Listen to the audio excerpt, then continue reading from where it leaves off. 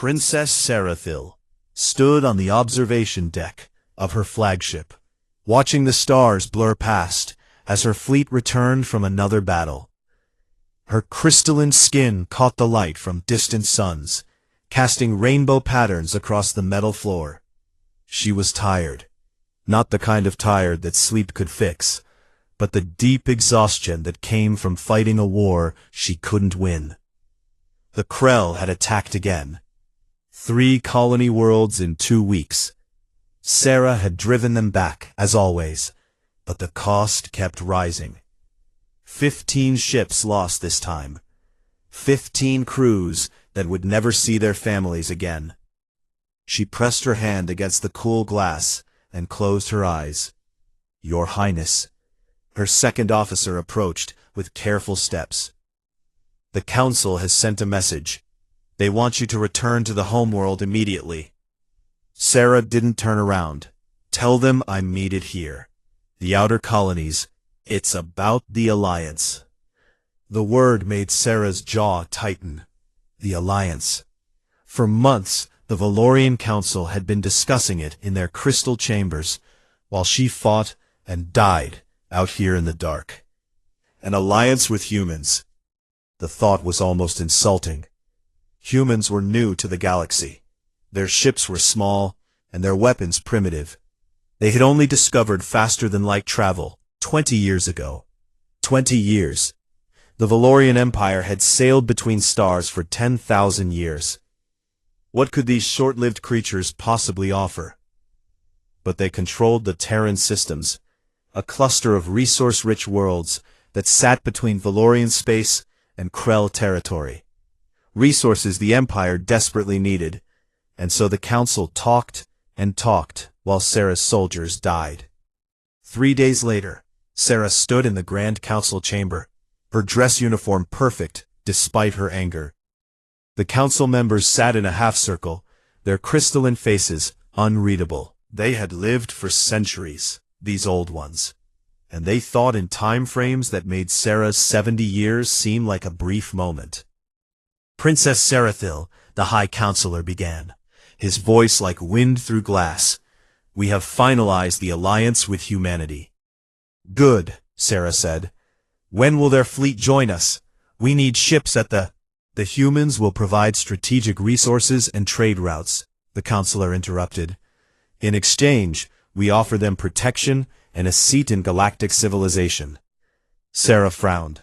"Just resources? We need military support. The Krell—" "The human military is insignificant. 12 ships, perhaps useful for patrol duty." The counselor leaned forward. "However, the alliance requires a personal commitment." The chamber fell silent. Sarah felt her hearts begin to race. "You will marry a human representative," the counselor said. "Captain Marcus Wright. He arrives tomorrow." The words hit Sarah like a physical blow. "You're selling me?" "We are securing peace," another counselor said. "A marriage bond between our peoples will ensure the alliance holds. You are our greatest military commander. Who better to represent Valorian strength?" Sarah wanted to scream, she wanted to refuse, but she had spent her entire life in service to her people.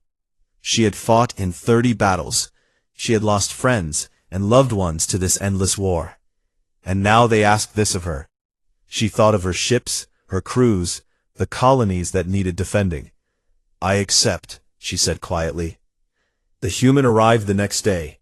Sarah watched from a balcony as his shuttle landed in the ceremonial plaza.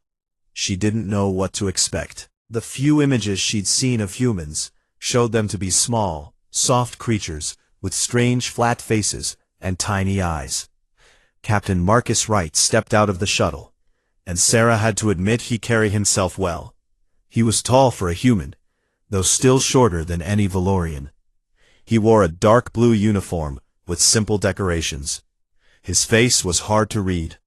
Humans didn't have the subtle color shifts that Valorians used to communicate emotion. He just looked calm. Too calm. The wedding ceremony was scheduled for 3 days later.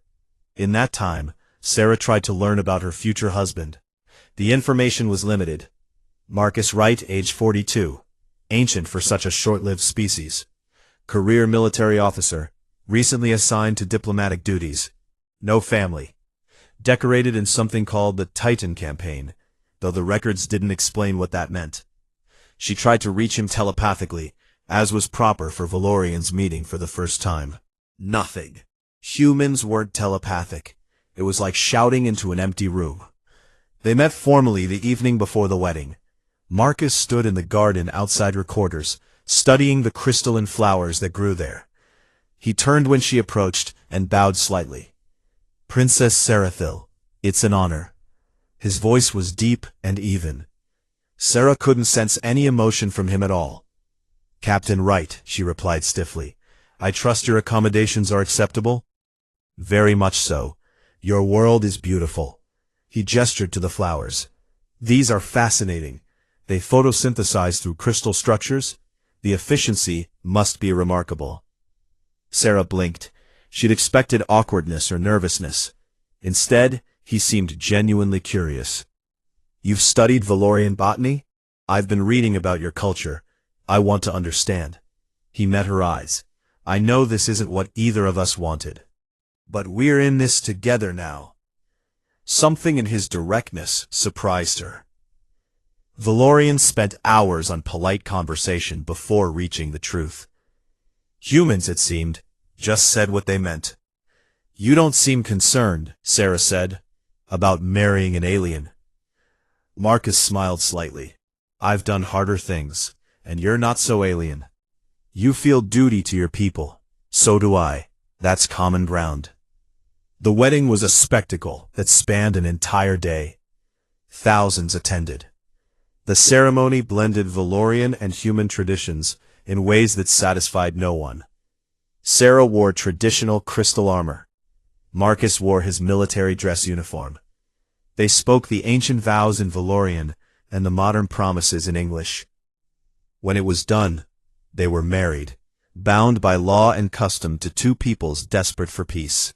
That night, they stood together on a balcony, overlooking the capital city. The crystal spires glowed in the darkness, powered by starlight collected during the day.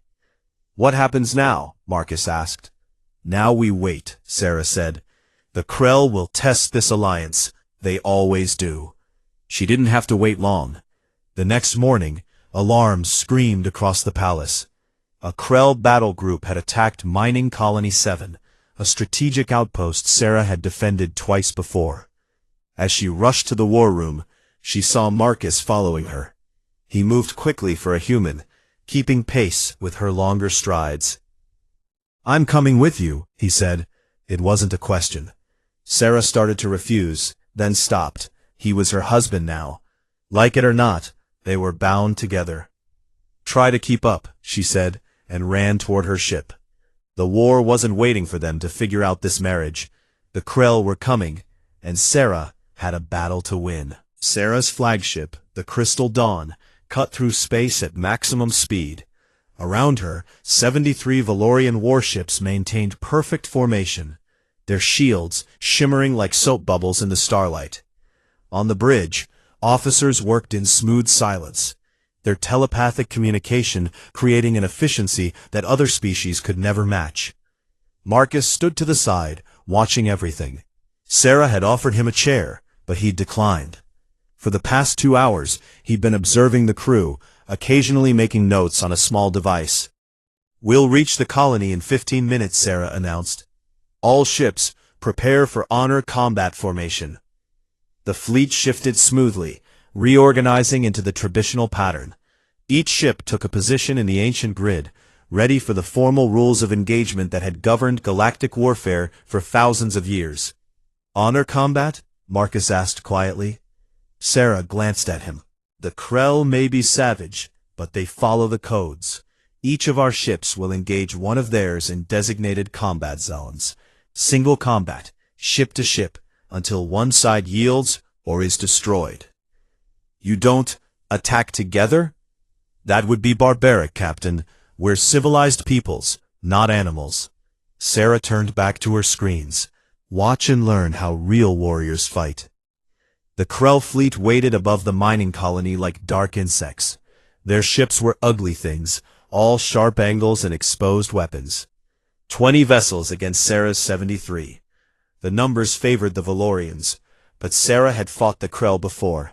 They were fierce, willing to die before surrendering. The ritual began. Each side's commander broadcast their challenge in the ancient way. The Krell Warmaster's voice was a harsh growl over the communication channel. Valorian princess, we claim this world. Defend it if you dare. We accept your challenge, Sarah replied. Let honor decide the victor. The battle began with ritual precision. Valorian ships moved to their designated positions. Krell vessels did the same. Then, one by one, they engaged. Energy beams flashed through space. Shields flared and failed. Ships spun and dodged in the elaborate dance of formal combat. Sarah's ship faced the Krell flagship. The Warmaster was a skilled opponent, his vessel darting and weaving through her attacks. But Sarah was better. She'd trained for this her entire life. Her weapons found their marks. The Krell shields collapsed. Enemy flagship is crippled, her weapons officer reported. Warmaster is requesting terms. Granted. Move to the next engagement. Around the battlefield, similar scenes played out. The Valorians were winning, but slowly. Each victory cost time, energy, and in some cases lives. A Valorian cruiser exploded as its reactor failed. Another limped away, too damaged to continue. Marcus watched it all in silence. Sarah noticed him making more notes. After 6 hours, the battle ended. The surviving Krell ships retreated, acknowledging defeat.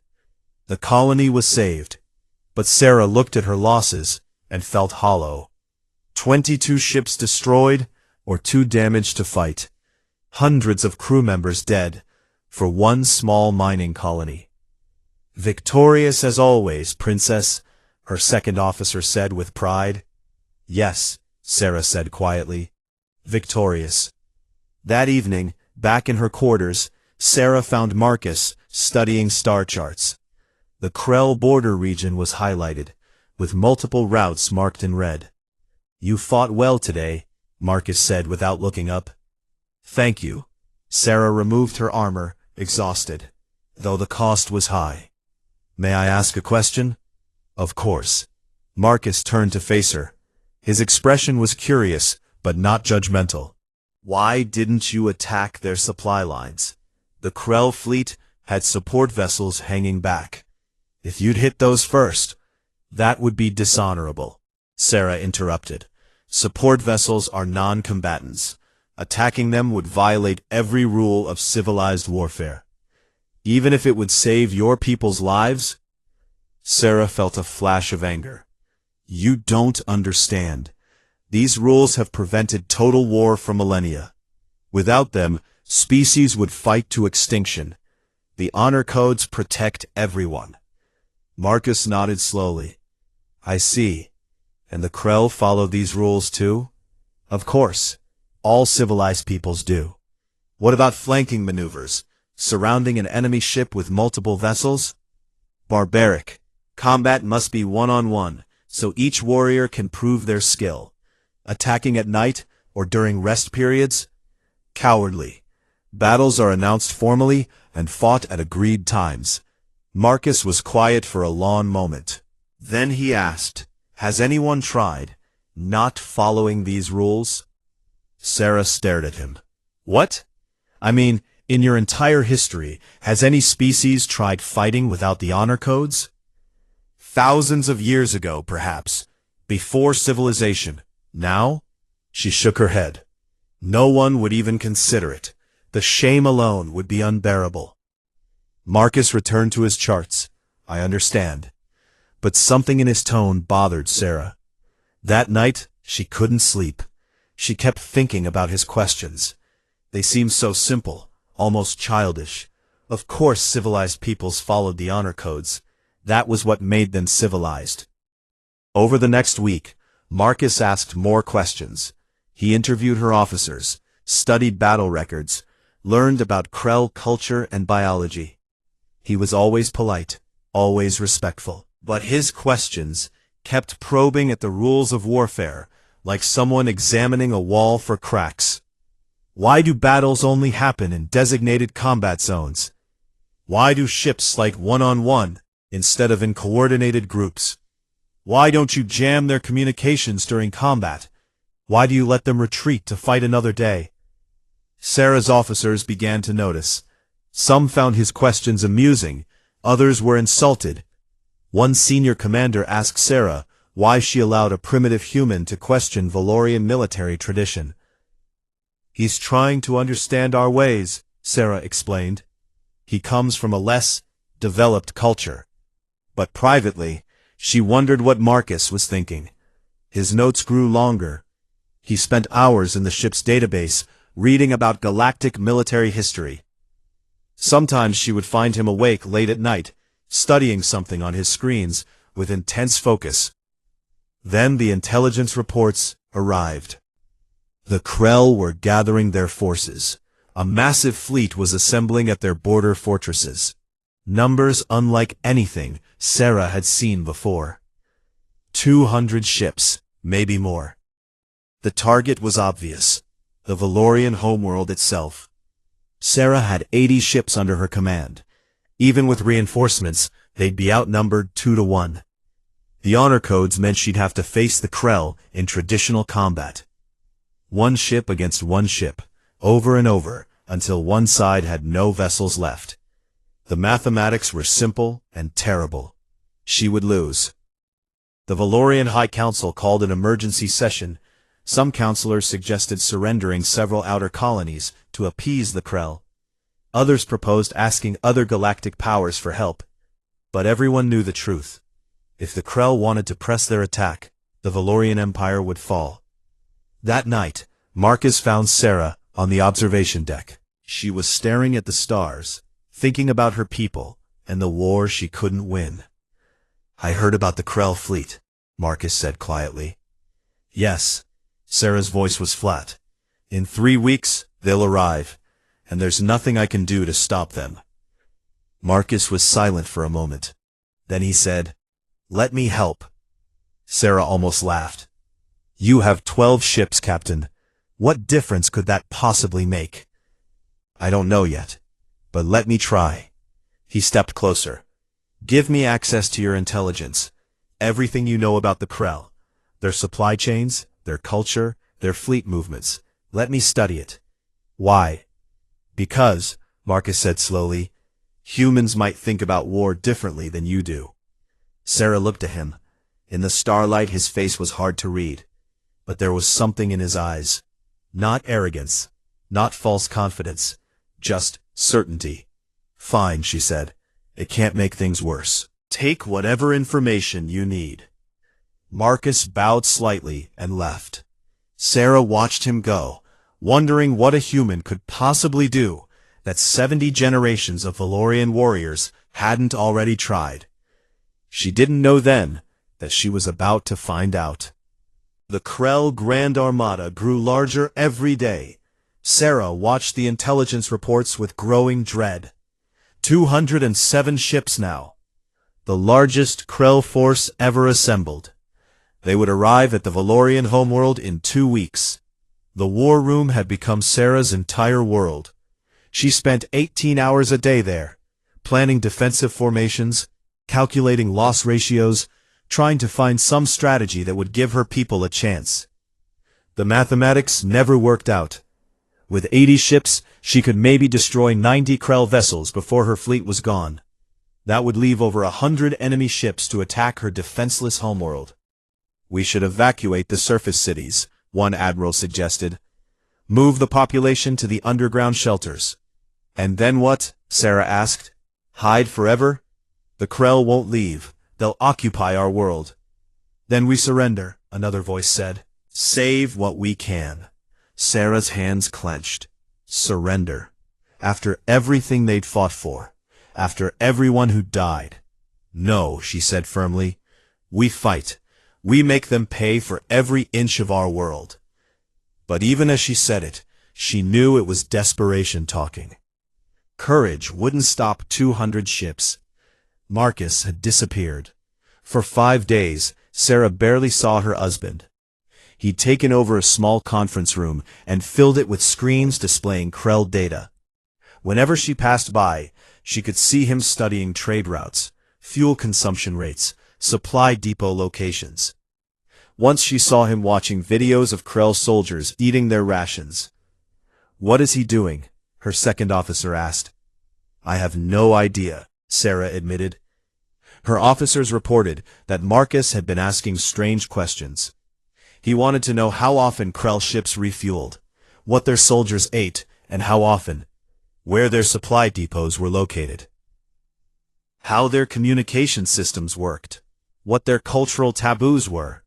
"He's wasting time on irrelevant details," one commander complained. "We need battle plans, not grocery lists." But Sarah remembered Marcus's questions from before. He thought differently than Valorians. Maybe, she hoped, that difference might matter. On the 6th day, Marcus requested a formal meeting. Sarah found him in the conference room, looking tired but focused. The screens behind him showed a complex web of routes and calculations. "I have a plan," he said simply. Sarah sat down. "I'm listening. I want command of the human fleet. All 12 ships." "Done. Though I don't see how 12 ships will change. I don't want to fight the Krell Armada directly," Marcus interrupted. He pulled up a star chart. "I want to take my ships here, here, and here." He pointed to locations deep in Krell territory, far behind the advancing Armada. "Those are supply stations." "Yes, and fuel depots, and communication relays." Marcus zoomed in on one location. "The Krell Armada is moving fast. They're burning through fuel and supplies at an incredible rate. They have supply ships following them, but those ships need to resupply too. So I want to destroy their resupply capability, cut the Armada off from reinforcements and replacement parts, make them run out of fuel and food far from home." Sarah felt her stomach turn. You can't attack supply vessels. That's against the honor codes. Those are non-combatant ships." "They're supporting a military invasion," Marcus said calmly. "On Earth we'd call them legitimate military targets. On Earth perhaps, but in civilized space." "Sarah." Marcus used her name, not her title. "Do you want to win, or do you want to die honorably?" The question hit like a slap. Sarah stood up, anger flashing. "You don't understand what you're asking. If we violate the codes, we're no better than barbarians. Every species in the galaxy would condemn us. Better condemned and alive than honored and dead. It's not that simple, isn't it?" Marcus stood too, his voice rising for the first time. "You told me yourself. The Krell are coming. You can't beat them in a fair fight, so don't fight fair." "I can't. You can," Marcus said firmly. "You just have to decide what matters more, your reputation or your people." Sarah turned away, her thoughts churning. Everything she'd been taught said this was wrong. Millennia of tradition. The codes that separated civilized beings from savages. If she allowed this, she'd be spitting on the graves of every Valorian warrior who'd fought with honor. But if she didn't allow it, she'd be condemning her people to death or slavery. "Show me the whole plan," she said quietly. "The Krell need to eat every 6 hours. Their biology requires it. If they don't, they become irrational, aggressive even to each other. Their food supplies are stored on 3 transport ships that trail the main armada." "You want to destroy food ships," Sarah said flatly. "I want to create chaos. Hit the fuel depots, and they can't chase us. Hit the food transports, and they start turning on each other. Meanwhile, I'll use communication jamming to prevent them from coordinating a response. Communication jamming during battle is forbidden. On Earth, we call it electronic warfare. It's basic military tactics." Sarah looked at the plan. It was clever, ruthless, and it went against everything she believed in. "If this fails, we'll be weakened and dishonored," she said. "If this fails, You'd have lost anyway, Marcus replied. At least this way, you have a chance. Sarah closed her eyes. Children playing in the crystal gardens. Families gathering for evening meals. All of them trusting her to protect them. Do it, she whispered. But this is on me. If the galaxy condemns us, I'll take the blame. Marcus shook his head. We're married, remember? We're in this together. Over the next week, Sarah watched Marcus prepare. He worked with his small human fleet, drilling them on hit-and-run tactics. They practiced jumping in and out of hyperspace rapidly. They studied Krell communication protocols to learn how to jam them. They built weapons designed to pierce fuel tanks instead of combat shields. Valorian officers watched with a mix of horror and fascination. This wasn't war as they knew it. This was something else. Something darker. He fights like an assassin, not a warrior, one admiral said. He fights to win, Sarah replied. 2 days before the Krell arrived, Marcus came to Sarah's quarters late at night. He looked exhausted, but ready. We launch tomorrow, he said, while the Krell are still in hyperspace approaching your world. That's when we'll hit their supply lines. Sarah nodded.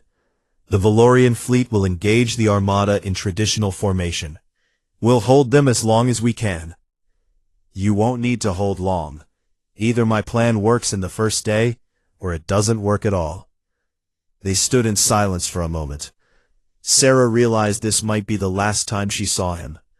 If his mission failed, his small fleet would be destroyed deep in enemy territory. If it succeeded, she still might die defending the homeworld. Marcus, she said slowly, why are you doing this? You could stay with the main fleet. 12 ships won't matter in the main battle, but at least you'd be safer. Marcus smiled slightly. I'm doing my duty, just like you. But this isn't your fight. This isn't your world. Actually, Marcus said, when I married you, your people became my people. That's what marriage means to humans. We're family now, and you protect family. Sarah felt something strange in her chest. In Valorian culture, political marriages were contracts, nothing more. The idea that this human actually felt responsible for her people was unexpected. Be careful out there, she said. You too. Try not to get your ship blown up. I'll do my best. Marcus nodded and turned to leave. At the door, he paused. Sarah, after this is over, assuming we survive, maybe we can actually get to know each other. As people, not just allies. I'd like that, Sarah said, and was surprised to find she meant it. The next morning, Marcus's small fleet departed. 12 human ships, heading into Krell territory, while 200 Krell warships approached the Valorian homeworld. Sarah stood on her bridge and watched the human ships disappear into hyperspace. She'd done everything she could. Now it was up to a human who fought without honor, to save a people who'd built their entire civilization on it. She wondered if her ancestors were watching from whatever lay beyond death, and if they were, whether they would forgive her for what she'd allowed. The Krell Armada would arrive in 6 hours. Sarah turned to her crew and began giving orders. If this was the end, she would face it standing. The Krell Grand Armada emerged from hyperspace like a swarm of metal locusts. 207 ships, all dark and angular, bristling with weapons. They formed up in perfect attack formation, confident and unstoppable. Sarah's 80 ships waited in defensive positions around the homeworld. She stood on her bridge, watching the enemy approach, and tried not to think about the odds. All ships, maintain honor formation, she commanded. Her voice was steady, despite the fear in her chest. We defend our home. Let no Krell pass. The ritual challenges were broadcast. The Krell War Master's voice was smug and certain. Valorian fools, you cannot win. Surrender now, and we will be merciful. "We will never surrender," Sarah replied. "Prove your strength if you dare." The battle began. Valorian ships moved to their designated combat zones. The Krell matched them, ship for ship. The first exchanges of fire lit up the space around the homeworld. Energy beams crossed the darkness. Shields flared and died. Ships exploded in bursts of light. Sarah's tactical display showed the battle in cold numbers. 3 Valorian ships destroyed in the first 10 minutes. 5 Krell ships crippled. The ratios were exactly what she'd calculated. Her people were fighting brilliantly, but there were simply too many enemies. "Enemy reinforcements moving up," her sensor officer reported. "They're bringing fresh ships into the combat zones." Of course they were. The Krell had enough ships to rotate damaged vessels out and bring fresh ones in. Sarah's forces couldn't do the same. Every loss was permanent. She engaged a Krell battlecruiser personally, her weapons finding weak points in its armor. The enemy ship exploded, but already another was moving up to take its place. This was how she would die, Sarah thought, fighting with honor, watching her world burn. Then her communication officer looked up with confusion. "Princess, we're receiving strange reports from the Krell fleet. Their commanders sound panicked." "What?" "Multiple Krell ships are reporting losses in their rear areas. Supply vessels, communication relays. They're claiming—" The officer paused. "They're claiming the humans are attacking targets deep behind their lines." Sarah felt her heart skip. "Marcus, put it on speakers. All Krell communications." The bridge filled with translated Krell voices, and they were chaos. Commanders shouting contradictory orders, ships reporting fuel shortages, accusations of betrayal. The unified Krell armada was starting to sound confused. "What's happening to them?" her second officer asked. Sarah pulled up the strategic display and expanded it to show Krell territory. Red markers were appearing on the map. Fuel depots destroyed, supply stations going dark. And there, like small fish darting through a sea of sharks, were 12 human ships. Marcus wasn't fighting the armada. He was destroying everything that kept the armada running. Over the next 6 hours, Sarah watched something she'd never seen before. The Krell armada began to fall apart. First, a third of their ships broke formation. Fuel reserves critical, their commanders reported. They needed to return to base to refuel, but Marcus had destroyed their nearest depots. The ships had to travel twice as far, taking them completely out of the battle. Then the food transports exploded. All 3 of them, hit by precise human strikes. Sarah watched the tactical feed in horror. Marcus's ships appeared from hyperspace, fired missiles, and vanished again before the Krell could respond. The transports didn't even have shields. They were civilian vessels. She felt sick. Those were non-combatant ships. But then she saw what happened to the Krell fleet. Within hours of losing their food supplies, the Krell warriors started becoming irrational. They argued with their commanders. Some ships fired on their own allies, claiming betrayal. The rigid Krell discipline collapsed into chaos. "They're eating each other," Sarah's science officer said in disbelief. "The biological reports indicate actual cannibalism on some of the Krell ships." The Krell communication network went down next. Every relay station within 3 sectors was destroyed or jammed by human electronic warfare. Krell commanders couldn't coordinate. They couldn't share information. Each ship became isolated, making decisions based on fear and hunger. Some tried to retreat. Others pushed forward in desperate attacks. A few just stopped responding entirely, their crews fighting amongst themselves. And through it all, Marcus's 12 ships kept moving. They never stayed still, never engaged in direct combat. They just appeared, struck, and vanished like ghosts. The Krell tried to catch them, but human ships were smaller and faster.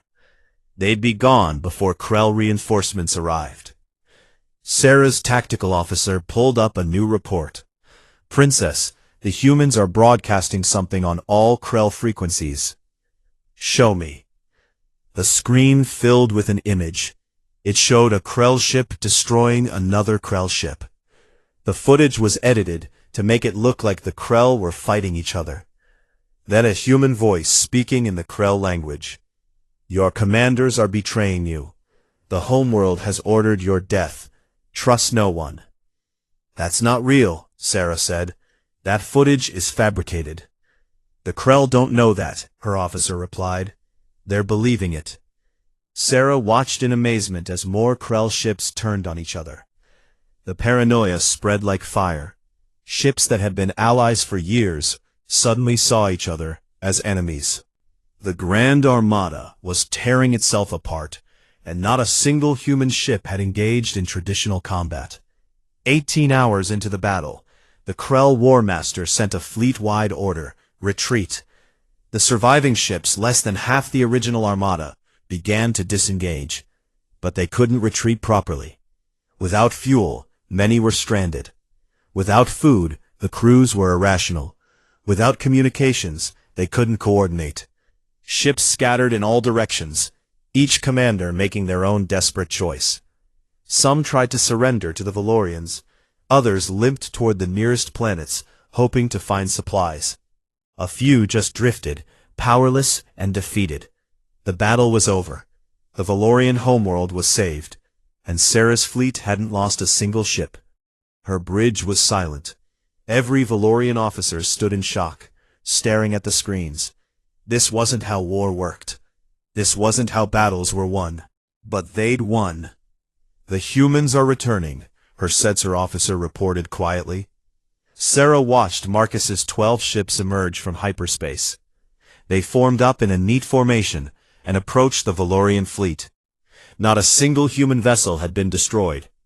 They'd fought an entire armada and suffered 0 losses. Marcus's face appeared on the communication screen. He looked tired but satisfied. Homeworld status? He asked. Secure, Sarah said. Her voice sounded strange to her own ears. The Krell are defeated, completely defeated. Good, my people are exhausted. Requesting permission to dock and rest. Granted, Sarah paused. Marcus, you didn't fight them. Not really. You just broke them. Marcus nodded. Yes, that was the plan. But those supply ships, the food transports, those were civilian vessels. They were supporting a military invasion, Marcus said firmly, and destroying them saved thousands of lives.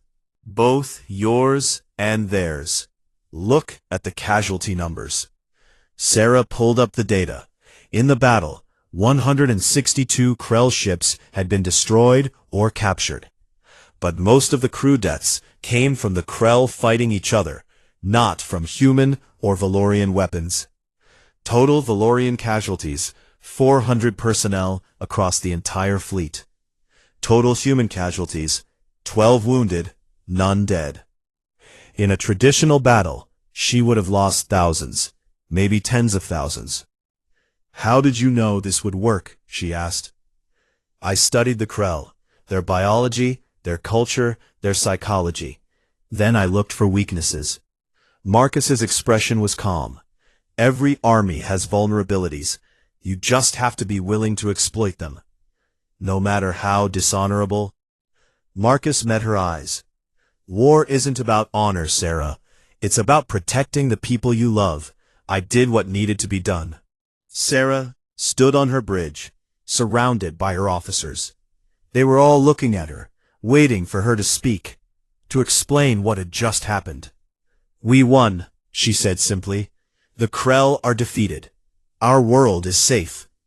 But inside, she was thinking about what she'd witnessed.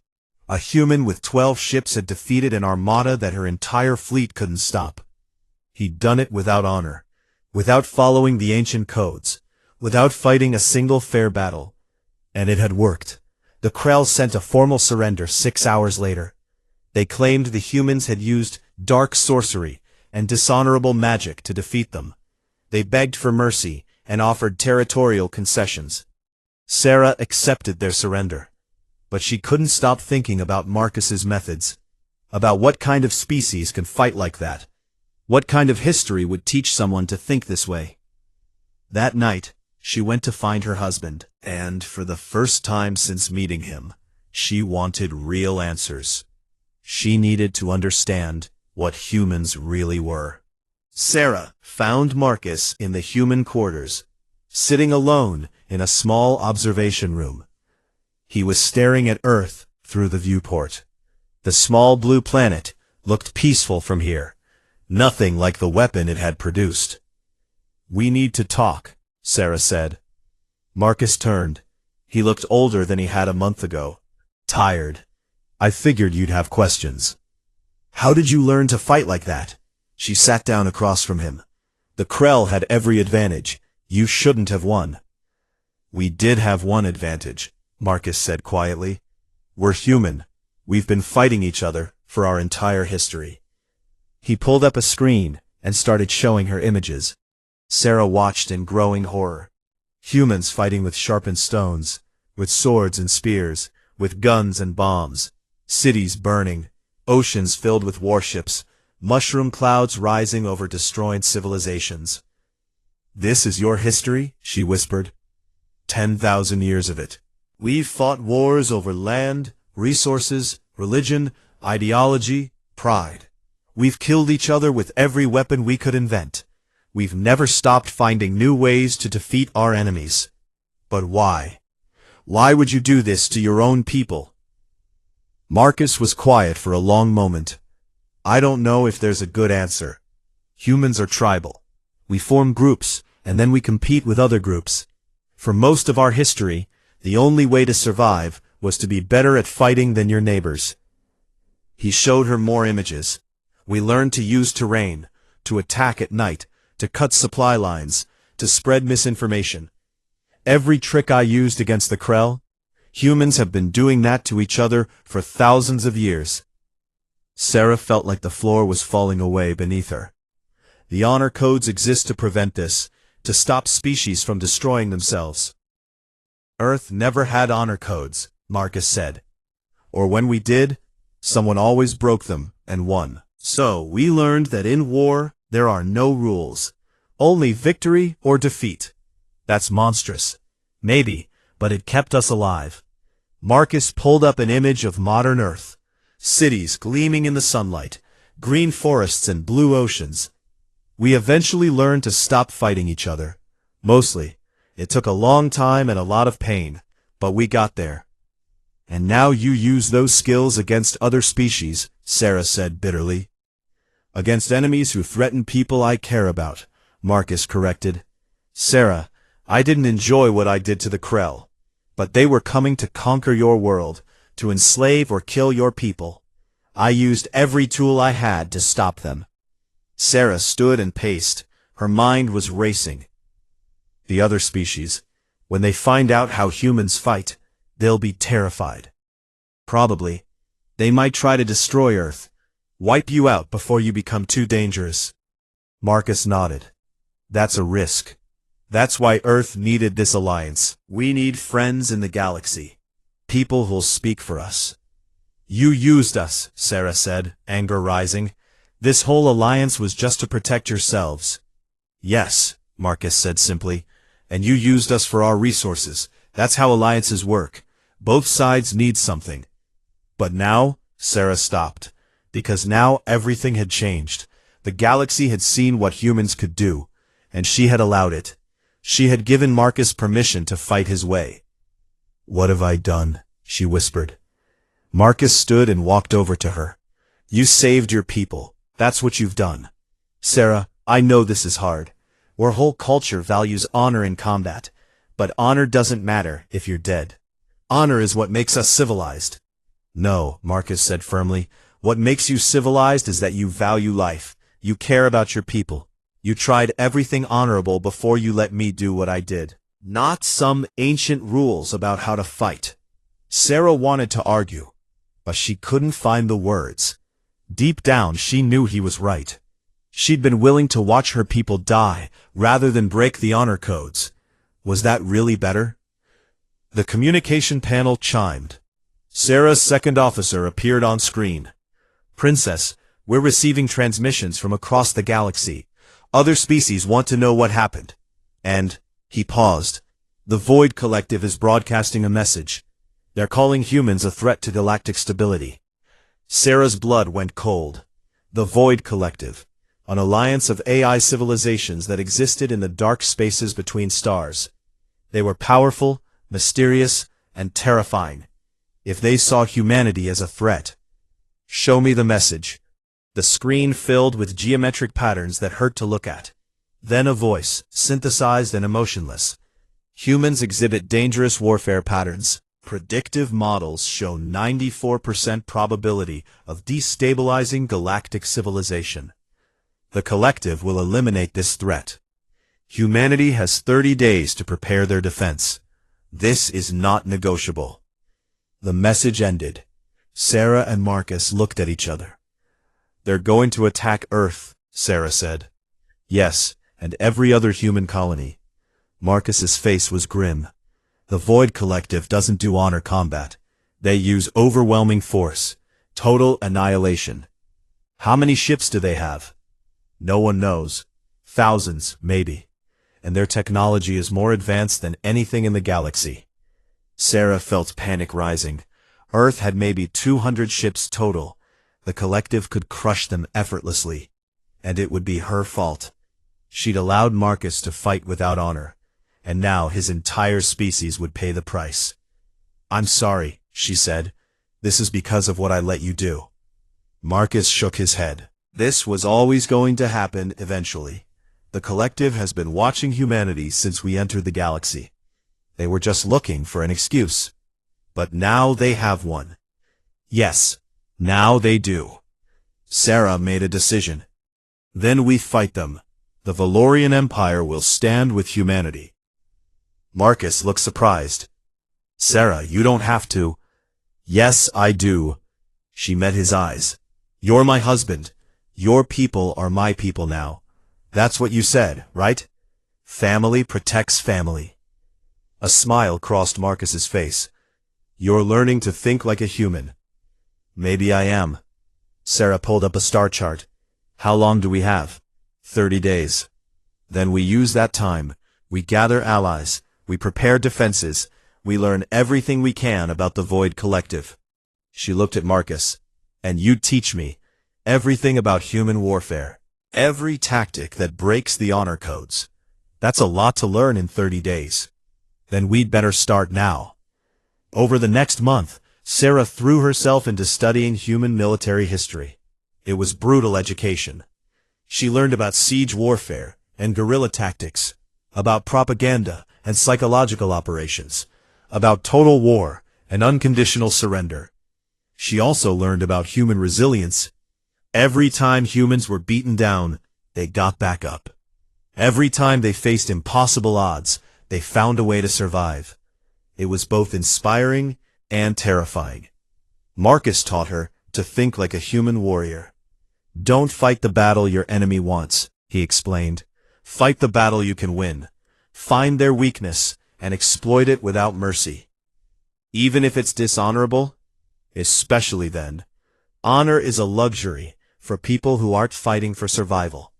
Sarah also discovered something unexpected. The more time she spent with Marcus, the more she actually liked him.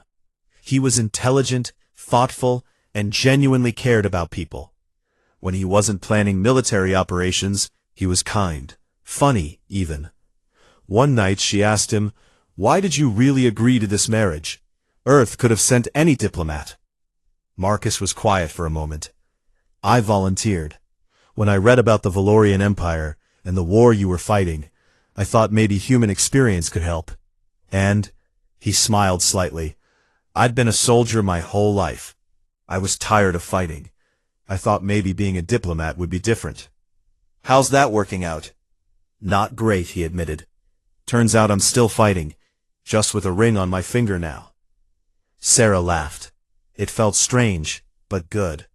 When this is over, if we survive, maybe we can actually be married, not just political allies.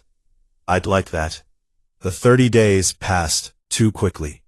The Void Collective arrived exactly on schedule. Their ships emerged from hyperspace in every human system simultaneously. Thousands of vessels, each one a perfect geometric shape that shouldn't have been able to fly, but did anyway. Sarah stood on the bridge of her flagship, now positioned in Earth's orbit. Around her were 100 Valorian ships. Marcus had another 200 human vessels. Against thousands of collective ships, it seemed hopeless. But Sarah had learned something in the past month. Hope wasn't about odds. It was about refusing to give up. All ships prepare for combat, she ordered. Then she added something she never thought she'd say. Forget the honor codes. We fight to win. Use every tactic. Show no mercy. Make them regret coming here. Marcus's voice came over the comm. That's the spirit. Welcome to human warfare, Sarah. Let's show these machines what organic beings can do when we work together. The Void Collective ships moved forward in perfect mathematical formation.